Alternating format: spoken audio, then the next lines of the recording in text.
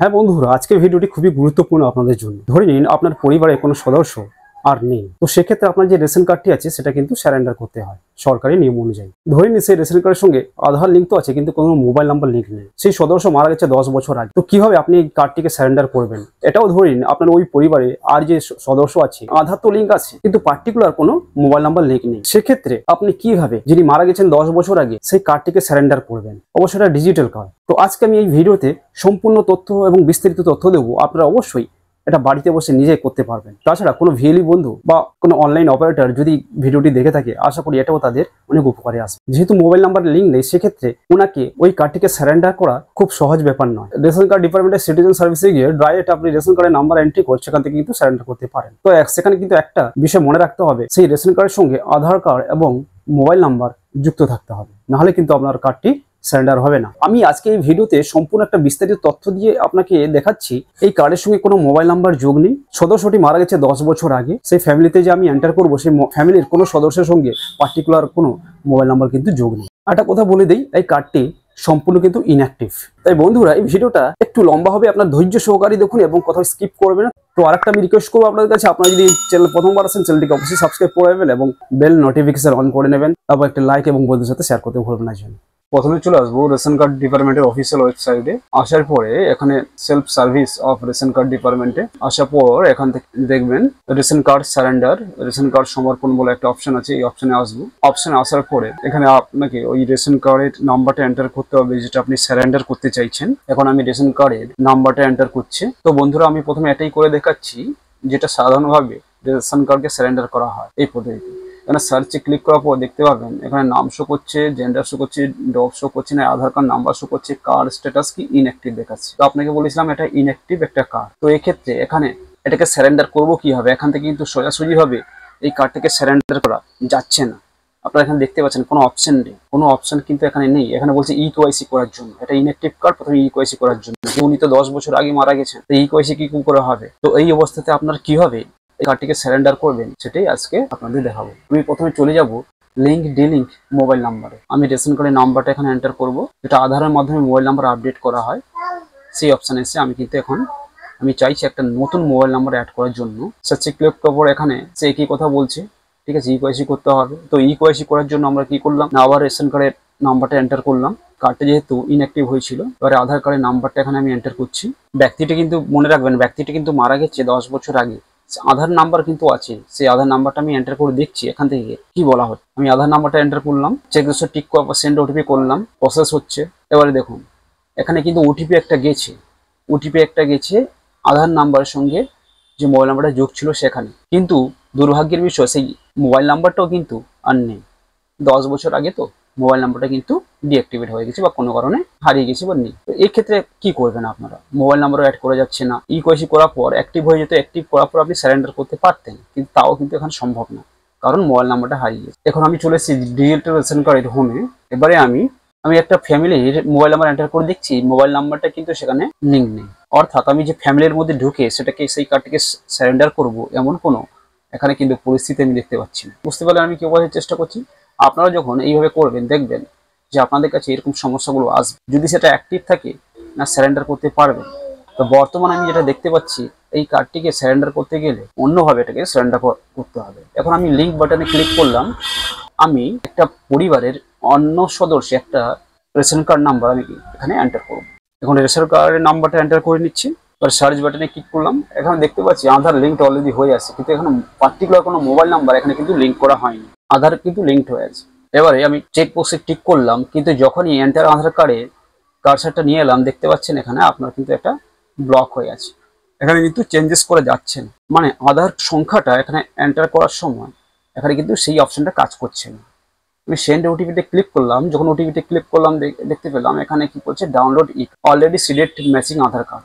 যে আধার কার্ডটা এখানে দেওয়া আছে অলরেডি তার সঙ্গে ম্যাচ করা আছে, সিডেড করা আছে, কিন্তু কেন এক্সট্রা হয় মোবাইল নাম্বার কিন্তু অ্যাড করতে পারছি না।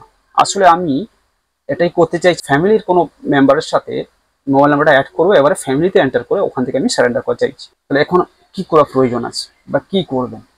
তো দেখুন আপনার সম্পূর্ণ তথ্য আমি এই ভিডিওর মাধ্যমে দিয়েছি। আপনি পারবেন, আপনি এটাকে সারেন্ডার করতে পারবেন। কিভাবে করবেন সেটাই আপনাদের আমি দেখাবো। এবারে চলে এলাম একটা নতুন ট্যাবে। এখানে সার্চ করলাম link mobile number with ration card. Search করার সঙ্গে সঙ্গে আপনার কাছে দুটো অপশন চলে আসে, link Aadhaar with ration card আর update mobile number through Aadhaar. এক্ষেত্রে এবার আমি গেলাম কি দ্বিতীয় অপশন, আধারের মাধ্যমে মোবাইল নাম্বার আপডেট করুন, update mobile number through Aadhaar, এই অপশন। এই সাইটে আসার পরে আপনি কি করবেন, এখন রেশন কার্ডের নাম্বারটা লিখবেন, যেটা ফ্যামিলি মেম্বারের যে রেশন কার্ড আছে সেই ফ্যামিলি মেম্বারের একটি রেশন নাম্বার আপনি কিন্তু এখানে এন্টার করবেন। এবারে রেশন কার্ডের নাম্বারটা আমি এন্টার করছি, সার্চ বাটনে ক্লিক করলাম। ক্লিক করার পরে এখানে দেখতে পাচ্ছেন আধার কার্ড নাম্বার শো করছে, আপনার আধার সংযুক্ত মোবাইল নাম্বারে ওটিপি যাবে। এবার টিক বক্সে ক্লিক করলাম, সেন্ড ওটিপিতে করলাম। এবার দেখুন এন্টার ওটিপিতে আপনি আপনার মোবাইল নাম্বারে যে ওটিপিটা গেছে আধারযুক্ত মোবাইল নাম্বারে, সেই ওটিপিটা এখানে এন্টার করবেন 6 ডিজিট। ওটিপিটা আমি এন্টার করে নিচ্ছি। এন্টার করার পরে এখানে দেখুন ফ্যামিলিতে যতজন আছে সমস্ত সদস্যের নাম এখানে শো করছে, ঠিক আছে। এখানে 3 জনের মধ্যে একজনের যেটি মারা গেছেন সেটা কিন্তু ইনঅ্যাক্টিভ হয়ে আছে, বাদ বাকি দুটো অ্যাক্টিভ আছে। এবার আমি কি করব না, এই ফ্যামিলির সঙ্গে আমি একটা মোবাইল নাম্বার অ্যাড করব, যেটা হচ্ছে সবার জন্য হবে। এগুলো একটা মোবাইল নাম্বার কিন্তু আমি এখানে অ্যাড করতে চাইছি। এবারে কি করব, অ্যাড নিউ মোবাইল নাম্বারে ক্লিক করব। ক্লিক করার পর এখানে মোবাইল নাম্বারটা এন্টার করব যেটা আপনি কিন্তু যোগ করতে চাইছেন, ঠিক আছে। সেটা আপনার আধার লিঙ্ক নাও হতে পারে সেই মোবাইল নাম্বার। এমন একটা এই মোবাইল নাম্বার এন্টার করলাম। এন্টার করার পর সেন্ড ওটিপিতে ক্লিক করলাম, সেই মোবাইল নাম্বারে একটা ওটিপি যাবে। ওটিপিটা এখন কি করব, আমি এন্টার করে নেব 4 ডিজিটের। এখন আমি ওটিপিটা এন্টার করে নিচ্ছি। এবারে সাবমিট বাটনে ক্লিক করলাম। এখানে শো করছে ইউর ডাটা সাকসেসফুলি আপডেটেড, আপনার কাজ সম্পন্ন হয়েছে। তার মানে আমি নতুন মোবাইল নাম্বার যেটা অ্যাড করেছি সবার জন্য, সেই মোবাইল নাম্বারটা কিন্তু অ্যাড করা হয়ে গেছে, ঠিক আছে। এবারে আমি কিন্তু লগ ইন করার চেষ্টা করব সেই মোবাইল নাম্বারটা দিয়ে, ঠিক আছে, যে কোনো সদস্যের নাম দিয়ে যার কার্ড অ্যাক্টিভ আছে। এবার আমি চলে এসেছি ডিজিটাল কার্ড সার্ভিস এই সাইটে। এসে কি করলাম, মোবাইল নাম্বার এন্টার করার পরে সেন্ড ওটিপি করলাম। এখন দেখবেন এই মোবাইল নাম্বারটা আগে অ্যাড ছিল না, বর্তমানে অ্যাড করার জন্য এখানে কিন্তু ওটিপি গেছে। এবারে এখানে এন্টার ওটিপি করব। 4 ডিজিটের ওটিপিটা এন্টার করলাম এবং প্রসিডে ক্লিক করলাম। এখানে ইনভ্যালিড ওটিপি বলছে, তো ওটিপিটা কোনো কারণে ভুল হয়েছে, তাই ওটিপিটা আমি আরেকবার এন্টার করছি।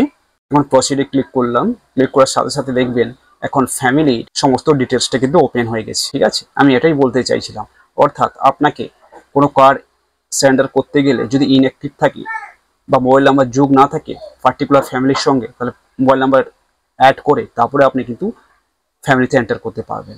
এখানে দেখবেন দুবার করে এখানে দেখাচ্ছে নাম মৃত ব্যক্তির, একই নাম দুবার দেখাচ্ছে, ডিঅ্যাক্টিভেট দেখা যাচ্ছে, তো ওটা কোনো ব্যাপার নয়। এখানে মোট ইনার ফ্যামিলিতে 3 জনই আছে, দুটো অ্যাক্টিভ আছে গ্রিন কালারের, আর হচ্ছে একটি লাল হয়ে আছে যেটা উনি মারা গেছেন, আর অপরটা যেটা দেখাচ্ছে 5-6 নম্বরে এটা কিন্তু অলরেডি ডিঅ্যাক্টিভেট আছে। তো এবার আমি কি করব, এই ড্যাশবোর্ড অপশনে এসে এখানে নিচে একটা অপশন আছে দেখবেন স্যারেন্ডার কার্ড, মানে যে কার্ডটা আপনি স্যারেন্ডার করতে চাইছেন সেই কার্ডগুলোর সোজাসুজি চেক বক্সে টিক করবেন।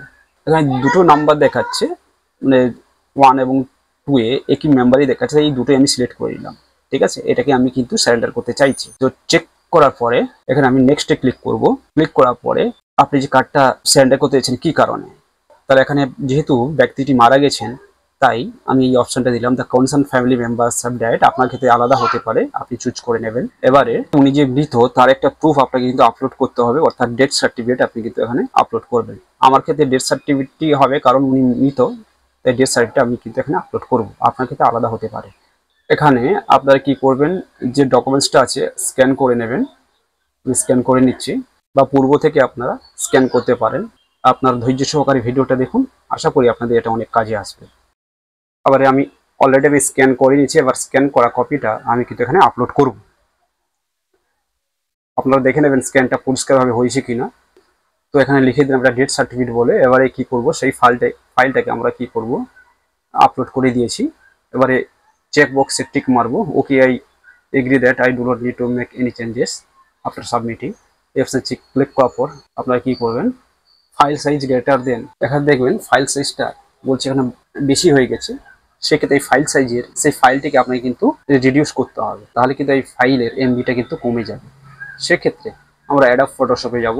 আপনি চাইলে এটা অনলাইনও করতে পারেন, documentfab.in-এ ইমেজ সাইজটাকে আমি এখানে একটু কমিয়ে দিলাম, ঠিক আছে। আপনাদের কাছে যদি ফটোশপ থাকে তবে আপনি এটা করবেন, যদি না থাকে আপনি দ্বিতীয়বার কিন্তু স্ক্যান করে নেবেন। আগে যত ডিপিআইতে করেছিলেন তার থেকে কম ডিপিআই। আমি এটা ফটোশপে আমি এটা এমবিটা কমিয়ে নিচ্ছি। এখানে দেখুন এটা 206 কেবি এখানে শো করছে। এবারে আমি কি করবো, যেটা 300 কেবি কিন্তু মধ্যে হতে হবে, এই ফাইল সাইজটা 300 কেবির মধ্যে হতে হবে। এবারে আমি ফটোটা কিন্তু এখানে আপলোড করে দিয়েছি, নিয়ে নিয়েছি। এবার চেক বক্সে টিক করব। এবারে ফাইনাল একটা ওটিপি যাবে আপনার মোবাইল নাম্বারে, সেই মোবাইল নাম্বারটার ওটিপি কিন্তু এখানে এন্টার করতে হবে। মনে রাখবেন সেই ওটিপি যে যে মোবাইল নাম্বারটা আপনি শেষে যোগ করেছিলেন, ঠিক আছে। তো এখানে ওটিপি গেছে পার্টিকুলার মোবাইল নাম্বারে। এবার ওই মোবাইল নাম্বারের ওটিপিটা আমি এখানে এন্টার করব। ওটিপিটা এন্টার করলাম 4 ডিজিটের। এবারে সাবমিট ওটিপিতে ক্লিক করলাম। এবার এখানে দেখবেন সাকসেস, তার মানে আপনার এতক্ষণেই এই যে আবার সারেন্ডার প্রসেসটা সাকসেসফুল হলো। Thank you, your ration card application is surrender of member or members has been successfully submitted. You can log into your online account with your mobile number and check your application status anytime. We will inform you about further development on your application later. অবশ্যই আপনারা কি করবেন, log in করে check করতে পারবেন, অথবা আপনার কোনো প্রোগ্রেস হলে এই অ্যাপ্লিকেশনে সেটা আপনি কিন্তু মেসেজের থ্রু কিন্তু আপনি মোবাইলে পেয়ে যাবেন। তো এইভাবে কিন্তু আপনারা একটা ইনঅ্যাক্টিভ কার্ডকে সারেন্ডার করতে পারেন। এই ভিডিওতে আপনাকে দেখেছি কোনো ইনঅ্যাক্টিভ কার্ড, কোনো মোবাইল নাম্বার যদি অ্যাড না করা থেকে 10 বছর আগে উনি নেই, তো সেক্ষেত্রে আবার ফ্যামিলির সঙ্গে কোনো পার্টিকুলার মোবাইল নাম্বার যোগ ছিল না, আপনাকে মোবাইল নাম্বারও যোগ করে দিয়েছি। তারপরে ফ্যামিলি আইডিতে এন্টার করার পরে আপনি কিন্তু এটা সারেন্ডার করতে পারবেন। তো এটাই ছিল কিন্তু পদ্ধতি। আপনারা এগুলো মনে রাখবেন, কারণ যারা অনলাইনে নতুন এসছে বা নতুন ভেলি, আপনাদের কিন্তু এইভাবে কাজটা করতে, যে মেসেজটা এখানে শো করছে সেই মেসেজের স্ক্রিনশটটা নিয়ে, অথবা আপনি ওই পেজটিকে CTRL এবং পি প্রেস করে সেটাকে কিন্তু আপনারা প্রিন্ট করে কাস্টমারকে এক কপি দিয়ে দিতে পারেন। সব শেষে আপনি কি করবেন, এই পোর্টাল থেকে লগ আউট করে নেবেন। আশা করি এই ভিডিও থেকে আপনাদের কিছু অভিজ্ঞতা আপনারা পেয়েছেন, এবং এরকম ভিডিও পেতে হলে অবশ্যই চ্যানেলটিকে সাবস্ক্রাইব করে নেবেন। আর আপনার এই ভিডিও সম্পর্কে কোনো যদি মতামত আপনার থাকে, কোনো যদি কোশ্চেন থাকে, আমাকে কমেন্ট সেকশনে জানান। আমার হোয়াটসঅ্যাপ গ্রুপও খোলা আছে, আপনি গিয়ে সেখানে জয়েন করতে পারেন সবাই। তো বন্ধুরা, আবার দেখা হবে নেক্সট ভিডিওতে, যেটা অবশ্যই আপনার কাজের হবে। ভালো থাকুন, সুস্থ থাকুন। ভিডিওটি দেখার জন্য অসংখ্য ধন্যবাদ।